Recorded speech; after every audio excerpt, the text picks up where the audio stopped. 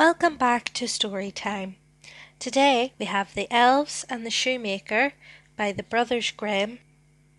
The Elves and the Shoemaker.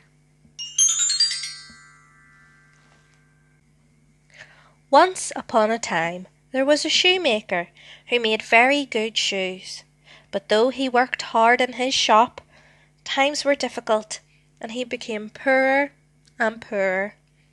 One evening he realized he had only enough leather to make one more pair of shoes. He cut up the leather and laid the pieces out on his workbench to sew in the morning when the light was better. I may never make another pair of shoes. He sighed as he put the shutters over his shop window. The next morning, when he went back to his workbench, he found a beautiful pair of shoes. He examined them carefully and discovered they were made from the leather he had cut out the night before. The stitches were exquisite, very tiny and neat, and he knew the shoes were far better than any he could have made. Quickly he took down his shutters and placed the shoes in the shop window.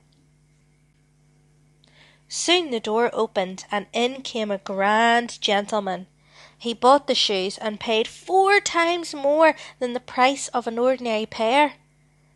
With the money, the shoemaker bought more leather and enough food for several days.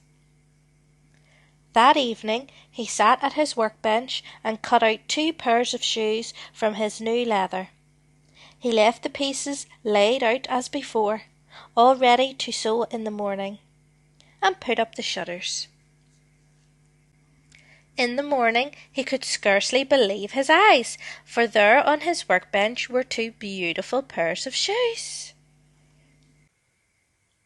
Who could sew such tiny stitches? He wondered. And who could work so fast? He placed the shoes in the shop window. Rich people who had never visited his shop before came in to buy them and paid a lot of money for them. Each night for many weeks the same thing happened. 2 pairs, sometimes 4 pairs, were made in one night. The shoemaker cut out all sorts of shoes: men's shoes, ladies' shoes, little children's shoes, dancing shoes, party shoes, shoes with laces, shoes with straps and buckles. He became well known for the excellent shoes he sold, and each week he took even more money in his shop. One evening, just before Christmas, his wife suggested they should peep around the door of the workroom to see if they could find out who was making the shoes. As the town clock struck midnight, there was a scuffling and a scurrying by the window, and 2 tiny little men squeezed through a crack in the shutters and hurried over to the workbench. They took tiny tools from their work bags and began to work. They stitched and hammered until a row of new shoes lay on the workbench. Then, their work finished, the elves left everything neat and tidy and vanished. As it was just before Christmas, the shoemaker's wife suggested that they should give presents to the 2 little men who had helped them so much during the year. The next day she made 2 little green jackets and trousers and green hats to match, and her husband stitched 2 tiny pairs of boots. The shoemaker and his wife laid these gifts out on the workbench that evening, together with 2 little glasses of wine and plates with little cakes and biscuits. They then kept watch again.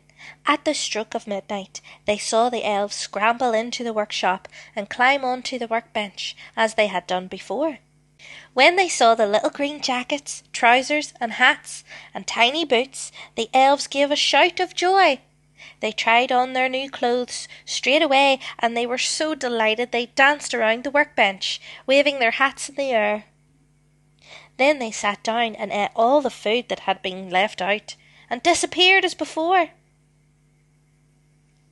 After Christmas, the shoemaker still cut out the shoes and left the pieces on the workbench, but the elves never returned. They knew the shoemaker and his wife must have seen them, for their clothes were exactly the right size, and fairy people do not like to be seen.